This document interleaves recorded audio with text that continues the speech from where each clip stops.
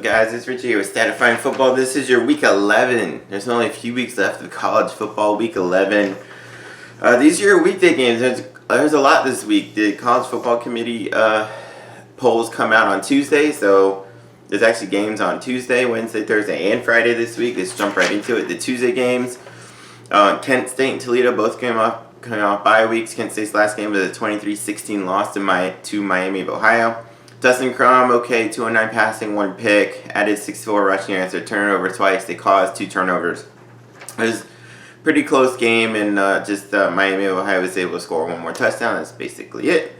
Toledo coming off an exciting game, their last game, 37-34 overtime victory against Eastern Michigan. Eli Peters, 138 passing, 2 touchdowns, but it was a running game. They ran for 366 yards. Bryant Koback had an amazing game, 259 rushing, 2 rushing touchdowns. They turned over twice. Kent has been much improved this year, but I'm going to go Toledo. I still think Toledo's a good team in the MAC. They are 5-3. They're trying to get to a bowl game as well. I think Toledo just has the better overall program right now, so I'm going to go Toledo in that game. All right, then the other Tuesday game, Ball State and Western Michigan, possible shootout here. Ball State, even though they lost their last game 34-21 to Ohio, normally they're one of the better passing games in the country with Drew Plitt, but their last game they had a really good running game, 242 rushing. Walter Fletcher ran for 156 and a touchdown. In that game, they just couldn't stop the Ohio offense, really. Whereas Western Michigan's last game was a blowout of Bowling Green, 49-10. Levante Bellamy ran for 178 and 4 rushing touchdowns. They ran for 399 rushing yards as a team. Their defense had 3 sacks, 2 turnovers, and only allowed 266 yards. I expect this to be, it should be a bit of a shootout, but I think Western Michigan ends up on that winning end there. All right, go to the Wednesday game. The one Wednesday game, Miami of Ohio Redhawks against the Ohio Bobcats. Miami of Ohio beat Kent State 23-16. Tyree Shelton ran for 148. They ran for 289 as a team. Their defense had 3 sacks and 2 turnovers in that game. Ohio, they beat Ball State 34-21. Nathan Work, the Canadian Tim Tebow. He didn't do great passing, 131 passing and a pick, but he ran for 127 and 2 touchdowns. O'Shawn Allison ran for 104. They ran for 316 as a team. The defense had 4 sacks. Miami of Ohio is solid this year. I still really like Ohio. Ohio is usually one of the best teams in the MAC over the last really 15 years. And Nathan Works is one of the best quarterbacks in the MAC. If not the group of 5, I still believe that. They've kind of had an up and down year, but I think Ohio should be able to get that one. All right, going to the Thursday games. Big Sun Belt game, Louisiana Lafayette Raging Cajuns and the Coastal Carolina Sean declares this will be on the teal field. If you're home Thursday, watch that game just to see that teal colored field. It's pretty awesome. Louisiana Lafayette is coming off a demolishing of Texas State, 31-3. Levi Lewis, 183 passing, 2 touchdowns, plus 40 rushing yards. Elijah Mitchell ran for 126 and a touchdown. They ran for 296 as a team. Defense had 2 turnovers in that game. Whereas TCU had an awesome win against Troy. It was back and forth.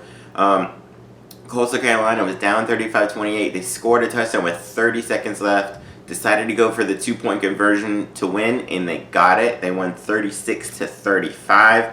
Bryce Carpenter, 32 of 45, 285 passing, 1 touchdown, plus 46 rushing yards. Javon Halai, 12 catches, 107 yards. They had that 2-point conversion win. This very well could be a shootout as well. Both offenses are pretty good.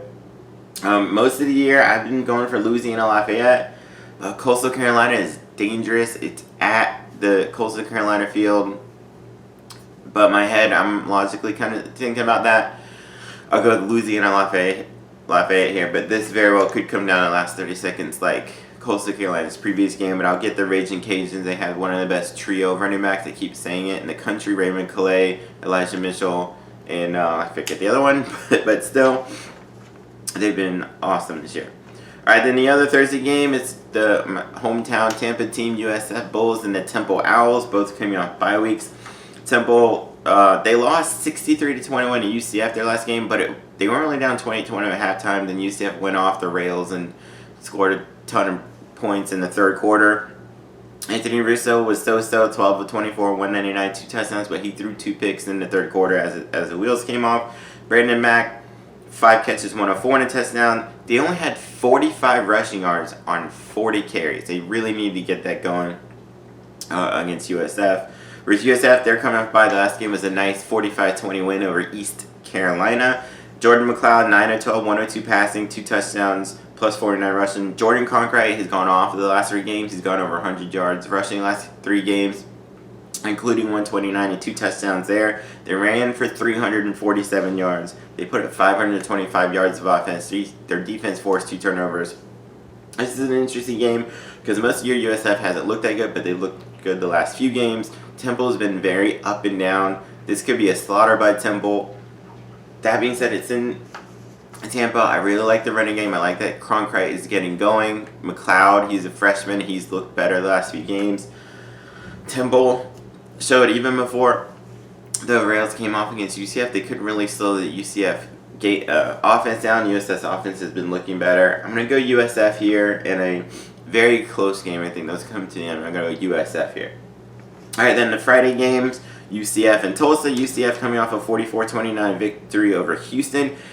UCF was down 23-21 at halftime. They gave up all kinds of, put it this way, they gave up like 185 rushing yards in the first half. They gave up well over 350 yards in the first half. And in the third quarter, they only allowed 3 total yards. They only allowed 6 points after halftime. They ended up winning 44-29. Dylan Gabriel was great. 298 passing, 3 touchdown passes, plus 1 rushing. Trey Nixon, 6 catches, 123 and 2 touchdowns. So the defense did have 5 sacks in that game. Whereas Tulsa, they lost 38-26 to Tulane. Zach Smith, 270 passing, 1 touchdown. Tulsa, they're 2-6, but they're very, very dangerous. They had a 30-9 lead on Southern Methodist a few weeks ago and lost in triple overtime. Last week against Memphis, they only missed a 29-yard field goal that would have beat Memphis. They lost 42-41. They had a 21-20 lead over Oklahoma State from the Big 12 earlier this year. So UCF really needs to take them seriously. Tulsa's a very solid team. They can put up points. They can run the ball. All that being said, I'm going to go UCF here. UCF's offense has been clicking as long as Gabriel doesn't turn it over, obviously, like any team. But their loss to Cincinnati was pretty much Gabriel and the team turning it over. I'm going to go UCF here, but this will probably be a lot closer than people really think it'll be. All right, then Pac-12 matchup. Washington and Oregon State. Surprising Oregon State. They're 4-4. They're coming off a 56-38 win over Arizona. Jake Luton, 328 passing, 3 touchdowns. Artavis Pierce ran for 114 and a touchdown. Jamar Jefferson, who's been hurt most of the year, ran for 105 and 3 touchdowns. Isaiah Hodgins, 7 catches, 150 yards and 2 touchdowns. Our defense had 4 sacks, but they did allow 526 yards. Whereas Washington is coming out for a close loss to Utah, 33-28. Washington was up in this game and then down, and Jacob Eason basically turned the game over to him. He passed for 316, 4 touchdowns, but he turned it over 3 times. He had 2 picks and a fumble.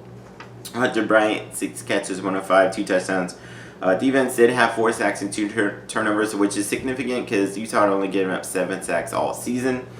And that's significant for this game. Oregon State, their offense has been really good this year. I think Washington should be able to put some pressure on Jake Luton. I'm going to go Washington in this game. I think their talent is better overall, even though it hasn't shown up a whole lot. Oregon State's much improved this year. Really good. This is a dangerous game. Possible shootout here. But I just feel like if Washington can put the pressure on Oregon State's quarterbacks, they might not be able to respond quite as well as Utah had. And Jacob Eason, he can pass it on anybody, that can move it on anybody, as long as he doesn't turn it over, of course. Then I got Washington there for a shootout there, but that'll be interesting. All right, the Week 11 weekday matchups. So come back for my other videos.